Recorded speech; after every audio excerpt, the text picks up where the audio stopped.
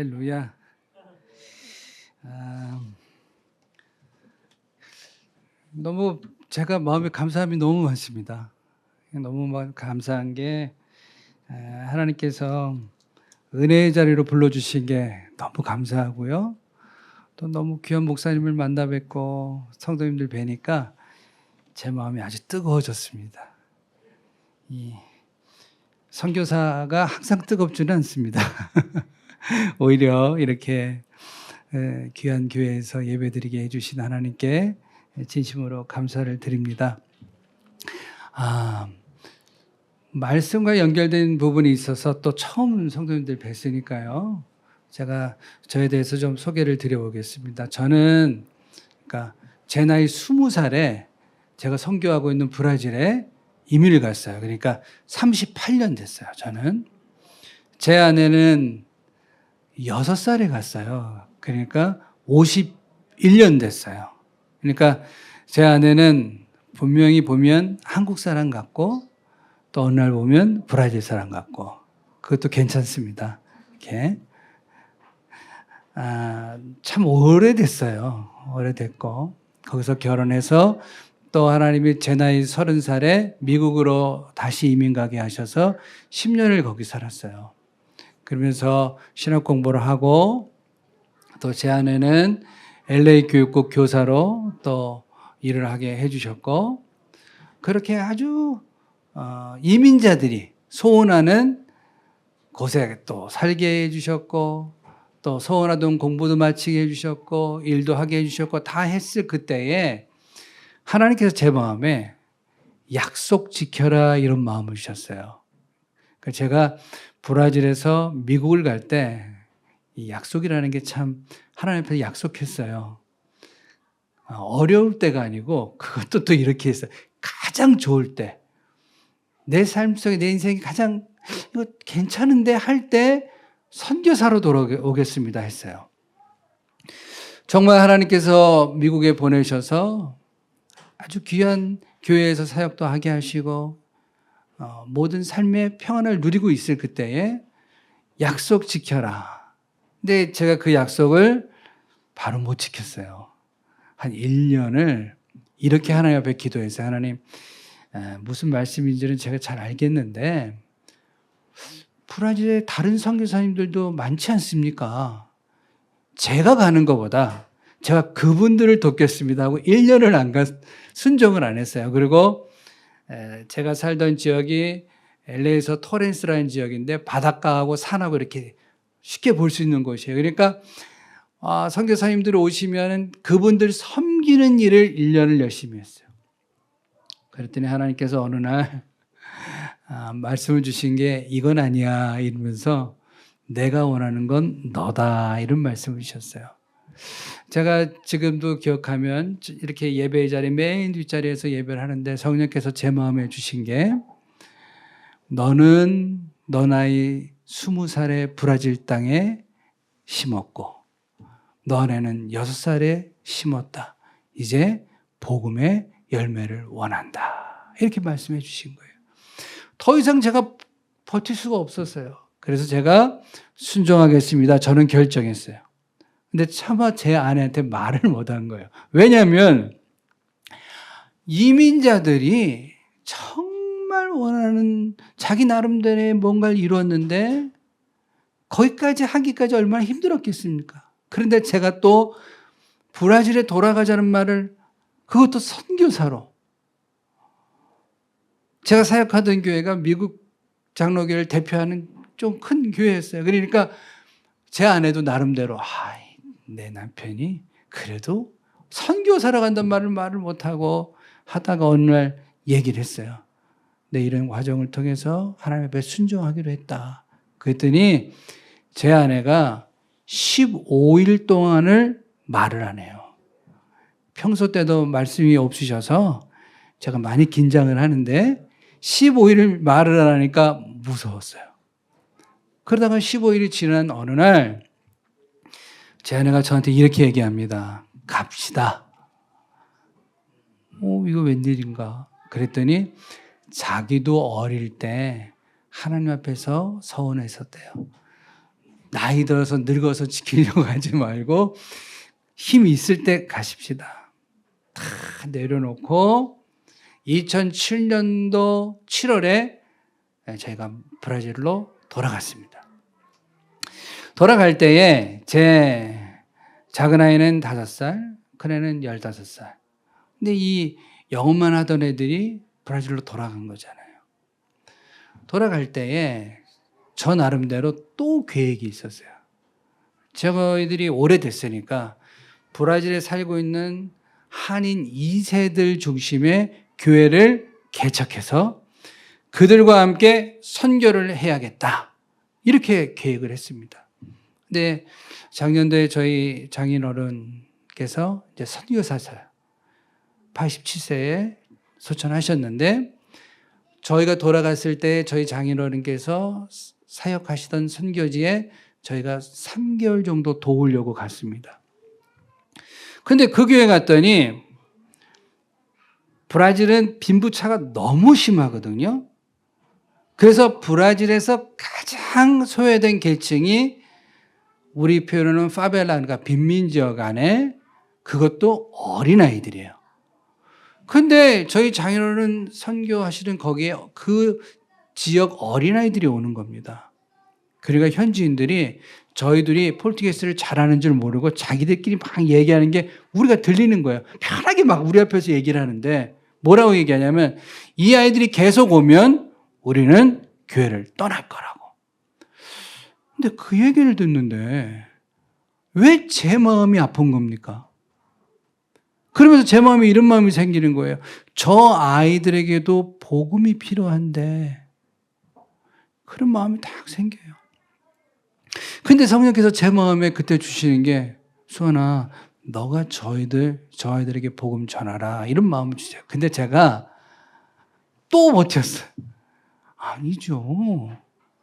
하나님 당신이 나를 이렇게 준비해 주셨는데 제가 여기 와서 지금 저 빈민지역 아이들을 전 한 번도 어린이 사역을 해본 적이 없는 사람이에요. 왜 제가 저 아이를 어떻게 하자는 겁니까? 그런데 순종을 또 요청하세요. 제가 또 버텼어요. 그런데 한 15일이나 20일 정도를 제가 상파울로에 어딜 가든지 제 앞에 누구만 나타나는지 아세요? 거린들만 나타나. 제가 견디지 못해서 손을 들었어요. 그리고 2007년 7월에 사역을 시작했어요. 목사님 이거 누르면 사진 나옵니까? 네. 이런 지역인데 이거는 이제 오래 집회했던 장소예요. 다른 파일이 있었는데 빈민지역 상파울로에서 표현하면 이런 거예요. 부끄러운 건데 저희가 이민이 아무리 오래돼도 저 지역은 단 한 번도 들어가 본 적이 없어요. 왜냐하면 상파울로에서 이런 말이 있어요. 시내에서 자동차를 잃어버리면 3시간 안에 그 차는 저 지역에 들어가서 분해된다. 그리고 저 지역은 동양인들은 들어갈 땐 들어가도 편하게 못 나온다. 아예 못 나온다 하죠. 그렇게 어릴 때부터 알았어요. 그러니까 저 지역에 들어가는 건 상상도 못하던 일이었어요. 근데 하나님이 저 지역 아이들을 선교하라고 하셨으니 순종은 했는데 저에게 가장 큰 문제가 사역지에 들어갈 때마다 제 마음이 어떤 마음이 생기냐면 꼭 죽으러 들어가는 것 같아요. 이 성도님들 보시기에 제가 굉장히 담대할 것 같으세요? 겁이 많을 것 같으세요? 아니, 상처 안 받아요? 목사님 굉장히 담대하게 보이셔요. 근데 저 겁이 많아요. 이 어릴 때부터 제 아내도 그렇고 상파울에 사는 사람들은 안전에 대한 불안감이 항상 있어요. 그래서 어저께인가 그제도 한국인데 박태환 목사님이 저한테 그래요. 한국은 정말 안전하니까 편안하게 다니라고. 근데 한국에서 이렇게 제 나이를 걷고 있는데 뒤에 누가 쫓아왔어요. 올 수 있잖아요. 그런데 브라질에서는 누가 뒤에 붙으면 그거는 바로 그분들이에요. 그런데 우리 둘이서 똑같이 막 발이 급해졌어. 그래서 제가 그랬어요. 우리가 병이 들긴 되게 병이 들었나 보다. 그러니 그런 불안감이 많은 제가 저런 지역에 사역을 시작을 했으니 매번 죽으러 가는 것 같아요. 그런데 이민 역사가 이 차이가 큰 게 저 38년 됐다 그러잖아요. 제 안에 50년. 50년 된 사람은 좀 다른가 보더라고요. 제 안에 막 담대하게 들어가요. 지금 보니까 이 체질인 것 같아요. 선교사 체질. 제 아내가 오히려 선교사 체질. 저는 이게 체질적으로는 좀 약해. 그리고 저 성격이 뭐냐면 계획되어져 있는 일을 하는 걸 좋아해요. 근데 저 지역의 사역은 제가 계획을 한 듯 의미가 없어요. 어떤 일이 생길지 몰라요. 17년을 지금 선교하는데도 저 지역에 들어갈 때는 내비게이션을 항상 켭니다. 왜 그러냐면은 순간순간 어디를 막아놓을지를 알 수가 없는 거예요. 그러니 제가 저의 가장 약한 게 뭐냐면 겁 많은 거, 또 하나는 제 아내가 그래 깔끔하지도 않으면서 되게 깔끔한 척 한다고. 그런 거 좋아하고, 그리고 무리해서 뭐 하는 거 싫어하고, 그러니까 약점이 너무 많은 사람이에요. 근데 지금 몇 년째? 17년째 선교 사역을 하고 있어요. 그러면서 제가 경험한 게 하나 있습니다. 그게 뭐냐면 선교는 선교의 주인 대신 하나님이 하는 거지 정말 내가 하는 게 아니에요. 왜 하나님이 나를 써주시는 걸까? 저 요새 많이 생각을 해요. 써주시는 이유가 특별한 게 아니고 선교사로서의 기본이 잘 안 돼 있어요. 그러니까 어디 가서 제가 했다고 자랑할 말을 못할 대상이에요, 제가. 아까 목사님한테 고백을 했는데 저희 누님이 여기 한국에 계세요. 저희 식구들은 저희 사역하는 걸 소식을 들으면 뭐라고 생각하냐면 분명히 저건 제 아내가 앞장섰을 거야. 분명히 저것은 누가 도와서 했을 거야. 저 성격이. 맨 처음에는 그런 얘기 들으면 조금 속상했어요. 근데 요새는 좋아요. 왜 그런지 아세요? 모두가 인정할 수밖에 없는 연약함이 내 안에 있는데 결과적으로 보면 누구도 부인할 수 없는 결과가 있어요. 그게 뭐냐면 하나님이 하셨다. 선교는 그 누구도 자랑할 수가 없는 거예요. 완벽하게 하나님의 작품입니다. 오늘 본문 말씀 잘 하시잖아요. 사도 바울께서 육신적으로는 병을 갖고 있고 복음 전하면서 수없이 많은 고난과 아픔이 있습니다. 그런데 그분이 뭐라고 말하냐면 본문 10절 보니까 내가 약한 것들과 능력과 궁핍과 박해와 공고를 기뻐한대요. 저 예전에는 이 말씀 읽으면 짜증났어요. 어려운 게 뭐가 기뻐? 저 진짜? 그런데 요새 제가 이 고백을 아주 조금 인정해요. 왜 기쁘냐?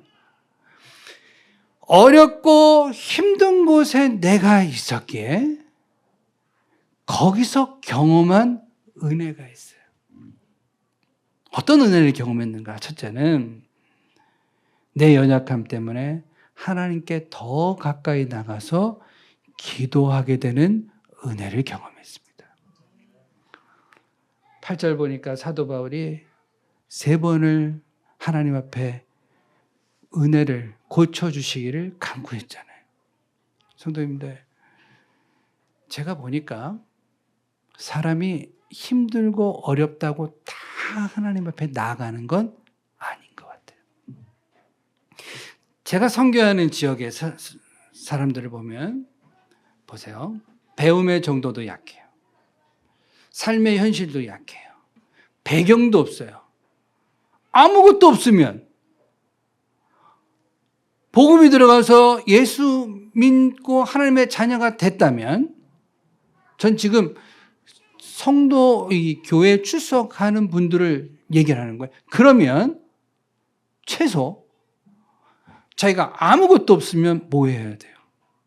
하나님 앞에 나가서 기도라도 해야 되잖아요. 근데 제가 보니까 어떠냐면, 그렇게 기도해야 된다고 얘기하는데 기도해야 살 수밖에 없는 현실 속에 있으면서도 기도하지 않는 사람이 있어요. 그런데 순간순간 매달리지 않으면 나는 살 수 없다는 걸 이미 인정하고 하나님 앞에 매달리며 살아가는 사람이 있어요. 성도님들, 뭐가 은혜냐면, 고난이 기쁘다는 건 고난을 통해 내가 하나님 앞에 더 나아갈 수 있었다면, 내가 하나님께 매달려 살 수 있게 됐다면 그게 기쁜 거예요. 제가 말씀드린 대로 선교지 들어갈 때마다 죽으러 들어갈 것 같으니 저에게 기도는 뭐였냐면 살려고 몸부림치는 거였어요. 그래서 선교지에서 선교사로서 살기 전에도 저 나름대로 새벽 기도를 했겠죠. 그런데 저는 17년째 저 개인적인 기도 시간은 새벽 3시 반이에요. 17년 때 지키고 있어요. 그게 왜 그러냐면 살려니까 누가 뭐라고 하지 않아도 일어나요. 살려고. 여러분, 기도하는 길이 사는 길이라고 믿는 사람은 살 길이기 때문에 기도합니다. 그냥 막 새벽에 일어나 기도. 그런데 저에게 힘든 게 뭐냐면, 미국으로 집회를 가든지 한국에 집회 오면 시차가 있지 않습니까? 그러면 시차가 다르게 깨주셔야 될 거 아니에요. 저는 어느 나라 가든지 똑같은 시간이에요. 이게 웬일입니까? 그러면 너무 육이 피곤하니까 어떠냐면 나중에는 전 서서 몸을 움직이면서 막 이러면서 기도해요. 이건 몸부림을 치는 거예요. 근데 저의 표현으로 얼마만큼 매달리냐면, 저는 손에 맷박이 탁탁탁탁탁탁탁 뛰잖아요. 이걸 느끼는 순간순간 하나님 앞에 매달려요. 나 하나님, 당신 없이는 못 살아요. 자, 2007년도에 17명의 어린이들로 선교 사역을 시작했습니다. 그런데 하나님이 그때부터 아이들을 보내주시는데, 2008년 1월에 첫 번째 집회를 했는데, 첫 번째 집회부터 200명, 300명, 500명, 700명, 1000명, 그 다음에 2015년에는 3000명 집회를 했어요. 이거는 이렇게 표현하면 돼요. 제가 기도하던 어느 날, 왜 갑자기 3,000명이란 말이 나왔습니까? 제 친구, 브라질에 있는 상파울에 있는 대만 교회, 대만인인데 제 친구예요. 목사님한테 이렇게 얘기했어요. 나 3,000명 집회를 해야 될 것 같아. 그랬더니 2014년부터 준비를 했으니까 그 친구가 저한테 뭐라 했냐면, 그래, 드디어 네가 미쳤구나. 왜 그러냐면, 빈민족이 한 곳이 아니에요. 상파울 근교에는 많은데 빈민지역마다 갱단이 있어요. 그러면 빈민지역 아이들이 한 지역도 아니고 몇백 명씩 모이고 거기다 3,000명이 모이면 이게 전쟁터가 되는 거예요. 그러니까 제가 3,000명 집회가 드디어 미쳤구나. 그런데 어떡하겠습니까? 툭 튀어나왔어요. 그때부터 하나님 앞에 매달려 기도했어요. 하나님, 저 한 번 기회를 주시면 정말 많은 사람들에게 전하고 싶습니다. 제발 한 번만 기회를 주십시오. 근데 제가 뭐가 있어야지. 그러던 어느 날 저가 아는 대만 분이, 저는 브라질에서는 한국 사람 같기도 하고 타이완 사람 같기도 해요. 친구들이. 그분이 뭐라고 하냐면 자기가 아는 어느 도시에 국회의원이 있는데 그분을 한번 만나면 도움을 줄 거래요. 또 갔습니다. 그랬더니 그분하고 커피를 마시는 줄 알고 갔더니 그분이 절 데리고 또 딴 데로 데리고 가요. 그랬더니 그 시에 시장이 기다리고 있어요. 그 15분 시간이 있대요. 얘기를 하래요. 근데 그때 누가 쫓아가냐면 아까 저보고 미쳤다고 했던 타이완 목사님, 친구 목사님이 갔어요.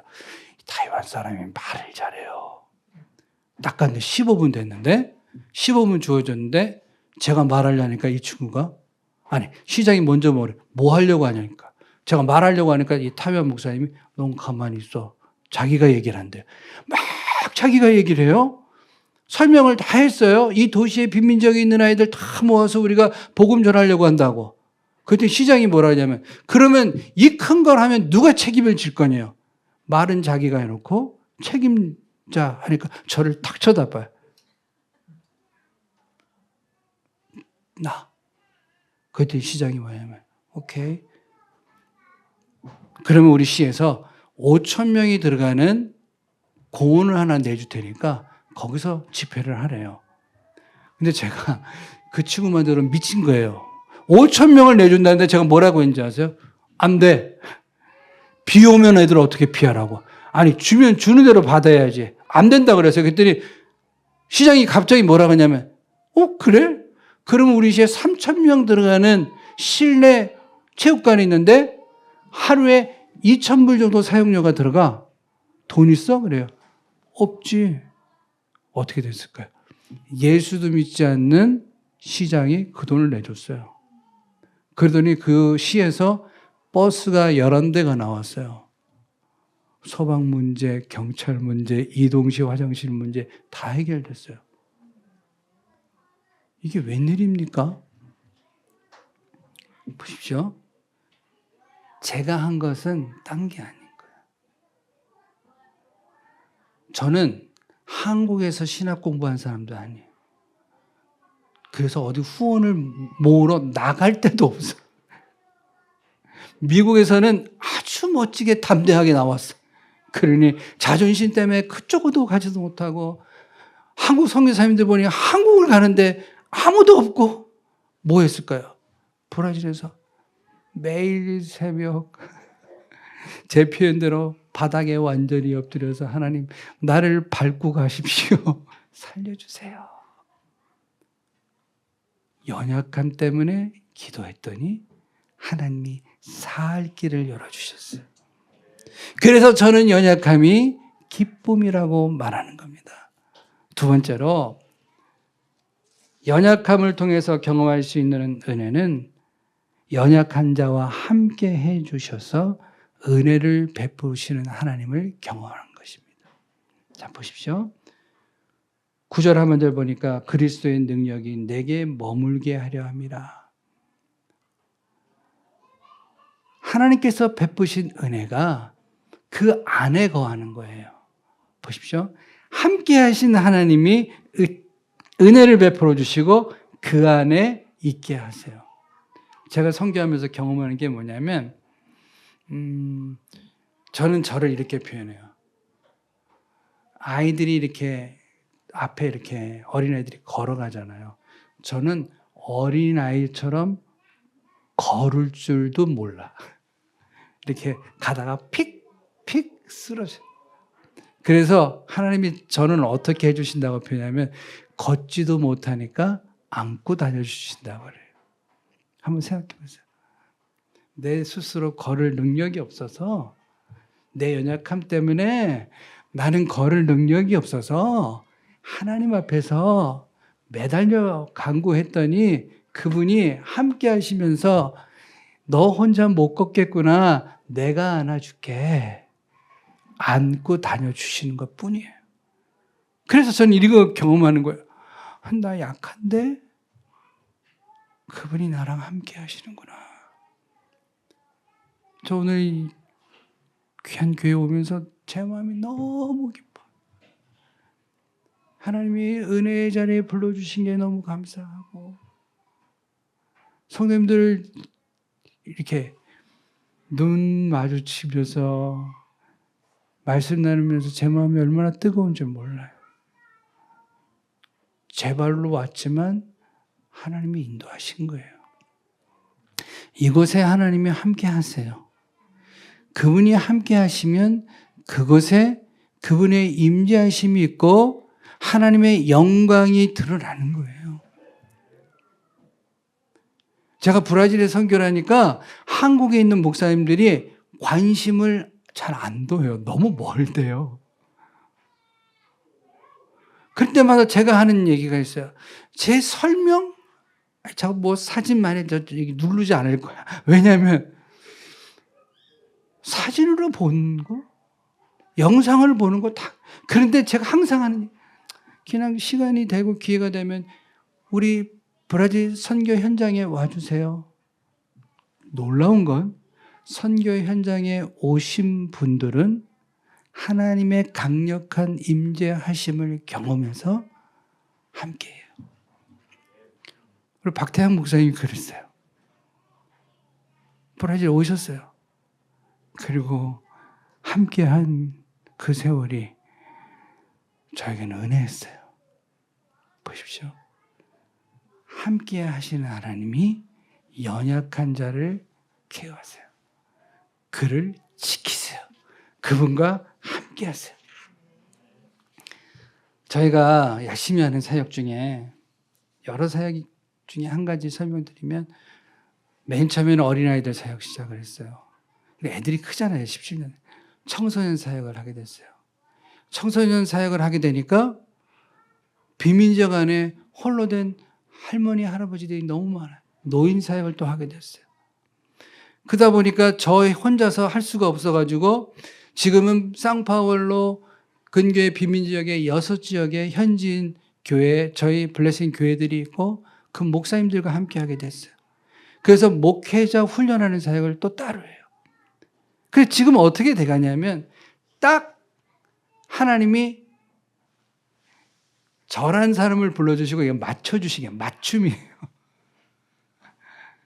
도착해서 5년은 완전 한국교회 목회하듯이 비민지역에서 그분들과 목회하게 했어요. 그리고 하나님이 복음을 전하러 가셔서 전도 집회를 하게 하셨고, 그 다음에 하나님이 청소년, 노인, 목회자, 저희가 아이들 방과후 학교를 운영하고 이 모든 것들을 보면 맞춤이에요, 맞춤. 왜 그런지 아세요? 내 약함을 너무 잘 아세요. 성도님들, 하나님은 나를 너무 잘 아세요. 하나님은 내 때를 너무 잘 아세요. 하나님은 나를 어떻게 쓰실지도 다 알고 계세요. 그래서 하나님 뜻대로 인도하심을 믿습니다. 마지막 한 가지, 연약한 자와 함께하여 주신 하나님의 은혜를 생각해 보면 연약한데 강해지는 은혜예요. 연약한데 강해져. 보십시오. 약하면 약한 거 아닙니까? 그죠? 제가 안전 불안감이라고 한국말이 맞는지는 모르겠어요.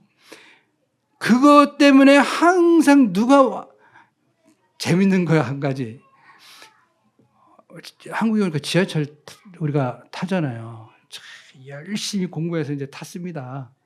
근데 이제 이렇게 양쪽 줄이 있고 이쪽이 있고 이렇게 있는데 저희 앞에 있는 어떤 분이 가족이 앞줄에 있었나 봐요. 그러니까 얘기한다고 탁 일어나갖고 앞으로 가는데 가방을 놔두고 가요. 브라질 같으면 없어졌어요. 그래서 제 아내하고 저하고 뭐 했는지 그 가방 지켜줬어요. 그러면서. 아니, 이 정도 상태의 사람이면 17년 그곳에서 선교 사역을 했으면 그 약함 때문에 더 약해져야 될 거 아니에요. 근데 제가 저를 보면 분명히 약함은 그대로 갖고 있는데 주 안에서 강해지는 게 있어요. 그게 뭔지 아십니까? 두려운데 담대해지는 거예요. 염려가 있는데 평안해지는 거예요. 세상의 기준으로 보면 이미 밟혔어야 되는데 다시 일어나는 거예요. 이게 연약함의 강함이에요. 내가 강하다고 소리 지른다고 강해지는 게 아니고 긍정적으로 생각을 한다고 강해지는 것도 아니고 하나님의 은혜가 내 안에 임하니까 나 스스로 나도 모르는 주께서 주시는 강함이 생겨지는 거예요. 이제 말씀을 정리하도록 하겠습니다. 준비는 사진을 많이 했는데 나중에 목사님하고 보세요. 이 사진이 중요한 게 제가 갑자기 이렇게 한국을 오게 된 이유가 있어요. 저희 가정에 자녀가 큰애가 31, 김사무엘. 그리고 작은애가 21살, 22살. 근데 큰아이가 미국에 둘 다 살고 있고 저희 네 가족이 다 미국 시민권자예요. 그러니까 애들이 미국을 갈 수밖에 없었어요. 그리고 미국에 살고 있는데 큰애가 어떤 일을 하는 애냐면 그 서핑 있잖아요. 서핑의 월드 챔피언이 한국 사람이에요. 브라질 사람이에요. 제가 한국에 오니까 내가 한국 사람인 줄 알고 있어요. 이게 브라질 사람이에요. 월드 챔피언이. 필리피 톨레도라고 그 사람 마케팅 담당이에요. 그래서 사진하고 영상하고 필리피 톨레도하고 세계 투어를 다니고 그래서. 그런데 뭐 스페인도 가고 뭐 어디고 많이 가요. 그러다가 3주 전에 이 아이가 20살 나이에 신장에 문제가 있는지를 알았는데 갑자기 혈액 검사를 해보니까 신장이 작동을 안 하고 있어요. 그래서 3주 전부터 투석을 받기 시작했어요. 일주일에 2번. 그러니까 얘가요. 18살부터 선교사인 아빠가 하나도 도움을 주지 않고 자기의 꿈을 이루는 일을 이뤘는데 남은 게 뭐가 남았냐면 병이 남았어요. 그러니까 그 일은 나가서 해야 되는 일이잖아요. 얘는 투어를 가야 돼. 투어를 못 가, 이제는. 월요일하고 금요일을 투석을 하고 있어요. 미국에서. 그러니까 화, 수, 목만 일을 할 수 있으니 갑자기 인생이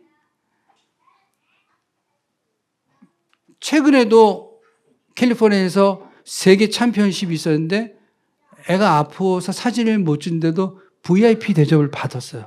그런데 문제는 뭐예요? 그럼 뭐해? 일을 못해. 투석을 해.